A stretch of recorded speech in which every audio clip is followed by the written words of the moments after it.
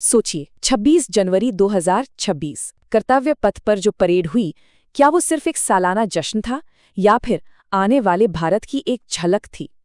चलिए आज इसी परेड के पीछे छिपे इशारों और संदेशों को समझने की कोशिश करते हैं। ये सवाल शायद थोड़ा अजीब लगे कि क्या एक परेड किसी देश का भविष्य बता सकती है। मतलब क्या झांकियों, मार्च पास्ट और सैन्य उपकरणों के प्रदर्शन में किसी देश की असली रणनीति, उसकी ताकत और दुनिया को लेकर उसके इरादे छिपे हो सकते हैं? तो इसका जवाब है हाँ, बिल्कुल हो सकते हैं। और 2026 की ये परेड सिर्फ एक उत्सव तो बिल्कुल नहीं थी। ये दुनिया के लिए भारत का एक बहुत सोचा समझा एक स्ट्रेटेजिक मैसेज था। तो सवाल ये है कि आखिर इस संदेश में था क्या? चलिए एक एक करके इसकी परतें खोलते हैं। तो सबसे पहले बात करते हैं कि कैसे ये परेड सिर्फ एक परेड से कहीं ज्यादा थी। ये असल में एक ऐतिहासिक गूंज थी, एक ऐसी आवाज जो भारत के अतीत को उसके आज से जोड़ रही थी। इस बार की परेड की जो आत्मा थी वो थी वंदे मातरम। अब देखिए, ये सिर्फ एक गीत नहीं है, ये तो आज़ादी की लड़ाई की वो आवाज़ है, वो नारा है जिसके 150 साल पूरे हो रहे थे। तो इस थीम को चुनकर परेड ने सीधे सीधे स्वतंत्रता संग्राम की उस जबरदस्त ऊर्जा को आज की पीढ़ी से कनेक्ट करने की कोशिश की। और ऐसा नहीं कि ये थीम सिर्फ नाम के लिए थी, ये हर जगह, हर कोने में नजर आ रही थी। सोचिए 30 की 30 झांकियां वंदे मातरम और आत्मनिर्भर भारत पर ही थीं। पूरे देश में मिलिट्री बैंड्स यही धुन बजा रहे थे। और तो और कर्तव्य पथ पर 1923 की वो नायाब पेंटिंग्स लगाई गई थीं जो इस गीत के हर शब्द को जिंदा कर रही थी। मतलब ये एक पूरा इमर्सिव एक्सपीरियंस था। अब आते हैं दूसरे बड़े संदेश पर जो जुड़ा था एक नई ग्लोबल पार्टनरशिप से। देखिए, गणतंत्र दिवस पर मुख्य अतिथि कौन होता है, ये हमेशा से भारत की फॉरेन पॉलिसी का एक बड़ा इंडिकेटर रहा है। और इस बार का इशारा वो बहुत बड़ा और बिल्कुल साफ था। जरा इस पैटर्न को देखिए। 1968 में सोवियत संघ के प्रधानमंत्री, फिर 2015 में अमेरिकी राष्ट्रपति बराक ओबामा, 2018 में 10 आसियान देशों के नेता एक साथ, और फिर आता है 2026। और यहाँ एक बहुत बड़ा शिफ्ट है। पहली बार किसी एक देश के नेता को नहीं, बल्कि पूरे के पूरे यूरोपियन यूनियन के टॉप लीडरशिप को बुलाया गया। ये एक देश से रिश्ते बनाने की बात नहीं थी, ये एक पूरे स्ट्रेटेजिक ब्लॉक के साथ साझेदारी का ऐलान। तो सवाल उठता है कि इस बड़े डिप्लोमैटिक मूव के पीछे का असली मकसद क्या है? एक्सपर्ट्स इसे मदर ऑफ ऑल डील्स की तरफ एक बड़ा कदम मान रहे हैं। ये सिर्फ एक फॉर्मल विजिट नहीं थी, इसके पीछे एक बहुत बड़ा इकोनॉमिक एजेंडा छिपा था। और वो एजेंडा कितना बड़ा है? बात हो रही है $200 बिलियन से भी ज्यादा के ट्रेड की। जो भारत और ईयू के बीच प्रस्तावित फ्री ट्रेड एग्रीमेंट है, अगर वो हो जाता है तो अगले एक दशक में दोनों के बीच का व्यापार इस लेवल तक पहुंच सकता है। ये आंकड़ा ही अपने आप में इस नई पार्टनरशिप की आर्थिक अहमियत को साफ कर देता है। चलिए अब डिप्लोमेसी से हटकर बात करते हैं सैन्य शक्ति की। और यहाँ हमें सुनाई देती है ऑपरेशन सिंदूर की गूंज। क्योंकि ये परेड सिर्फ सॉफ्ट पावर की नहीं, बल्कि भारत की नई हार्ड पावर का भी एक जबरदस्त प्रदर्शन थी। इस बार परेड में एक बहुत ही फंडामेंटल बदलाव देखने को मिला। सेना ने अपनी पारंपरिक मार्चिंग की जगह पहली बार बैटल अरे फॉर्मेट को अपनाया। अब इसका मतलब क्या है? इसका मतलब है कि सिर्फ हथियार नहीं दिखाए गए, बल्कि ये दिखाया गया कि असली जंग के मैदान में उन्हें एक साथ कैसे इस्तेमाल किया जाएगा। तो ये एक सेरेमोनियल परेड से कहीं ज्यादा एक तरह से युद्ध की तैयारी का लाइव डेमोन्स्ट्रेशन था। और इस प्रदर्शन के सेंटर स्टेज पर क्या था?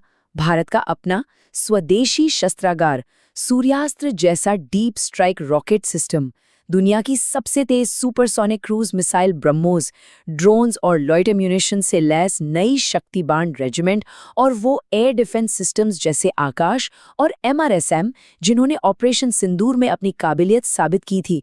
ये सब मिलकर आत्मनिर्भर भारत की सैन्य ताकत का जीता जागता सबूत दे रहे थे। और फिर आया वो पल, सिंदूर फॉर्मेशन फ्लाईपास्ट।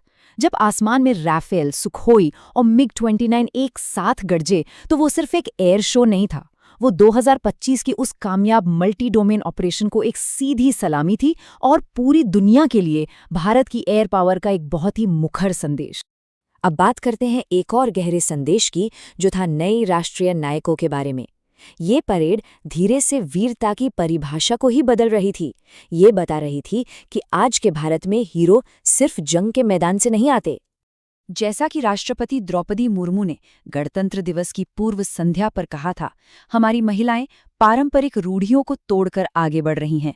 और ये सिर्फ कहने की बात नहीं है, ये एक राष्ट्रीय नीति है जिसकी साफ झलक हमें इस परेड में देखने को मिली। और ये बदलाव सिर्फ बातों में नहीं, जमीन पर था। जब इंडियन कोस्ट गार्ड के दस्ते को लीड किया असिस्टेंट कमांडेंट निशी शर्मा ने, सीआरपीएफ के 148 महिलाओं के दल को कमांड किया ऐश्वर्या जॉय एम ने, और दिल्ली पुलिस के ऑल विमेन बैंड को लीड किया रुयंगुनो केंसे ने, तो ये नए भारत की वो तस्वीर थी जहां नारी शक्ति सच में फ्रंटलाइन पर है। फिर एक और नायक की कहानी सामने आई। 1984 में राकेश शर्मा के अंतरिक्ष में जाने के 41 लंबे सालों के बाद 2025 में ग्रुप कैप्टन शुभांशु शुक्ला में इंटरनेशनल स्पेस स्टेशन के लिए उड़ान भरी। सोचिए, 41 साल, ये सिर्फ एक मिशन नहीं था, ये एक पूरी पीढ़ी के इंतजार और सपने का सच होना। लेकिन कहानी का सबसे बड़ा मोड़ तब आया जब ग्रुप कैप्टन शुक्ला को भारत के सर्वोच्च शांतिकालीन वीरता पुरस्कार अशोक चक्र से सम्मानित किया गया। ये एक बहुत बड़ा सिंबॉलिक मोमेंट था। एक एस्ट्रोनॉट को अशोक चक्र देना, ये संदेश था कि आज के भारत में वीरता सिर्फ सीमाओं पर बहादुरी दिखाना नहीं है, विज्ञान की सीमाओं को तोड़ना, ज्ञान के नए क्षितिज खोजना, ये भी उतनी ही बड़ी राष्ट्र सेवा है। तो अब आते हैं आखिरी और सबसे बड़े सवाल पर। ये सारी चीजें, वंदे मातरम की थीम, यूरोपियन यूनियन के साथ पार्टनरशिप, आत्मनिर्भर सैन्य ताकत और वीरता की नई परिभाषा, ये सब मिलकर भारत के भविष्य का कौन सा ब्लूप्रिंट तैयार करते हैं? और वो ब्लूप्रिंट है विकसित भारत का। एक सीधा और साफ लक्ष्य, 2047। जब भारत अपनी आज़ादी के 100 साल पूरे करेगा, तब तक देश को एक विकसित राष्ट्र बनाना है। इस परेड का हर एक हिस्सा, हर एक संदेश इसी एक बड़े विजन की तरफ इशारा कर रहा था। तो इस विजन के 4 मजबूत पिलर हमें साफ दिखे। पहला, स्ट्रेटेजिक ऑटोनॉमी, यानी रणनीतिक स्वायत्तता, जो ईयू के साथ साझेदारी में दिखी। दूसरा, हार्डन्ड सिक्योरिटी, यानी मजबूत सुरक्षा, जिसका सबूत हमारे स्वदेशी हथियार दे रहे थे। तीसरा, इंक्लूसिव ग्रोथ, यानी समावेशी विकास, जिसे नारी शक्ति और नए तरह के हीरो रिप्रेजेंट कर रहे थे। और चौथा, टेक्नोलॉजिकल लीडरशिप, जिसका प्रतीक था हमारा स्पेस मिशन। 2026 की ये पूरी परेड असल में इन्हीं 4 पिलर्स का एक लाइव शोकेस थी। तो आखिर में हम कह सकते हैं कि 2026 की ये परेड सिर्फ एक जश्न नहीं, बल्कि एक ऐलान थी। एक ऐसे भारत का ऐलान जिसे अपने इतिहास पर गर्व है, अपनी ताकत पर पूरा भरोसा है और भविष्य को लेकर जिसके पास एक बिल्कुल साफ विजन है। तो सवाल यही बचता है कि क्या ये परेड वाकई एक नई ग्लोबल पावर के उदय का ब्लूप्रिंट है? खैर, इसका जवाब तो आने वाला वक्त ही देगा।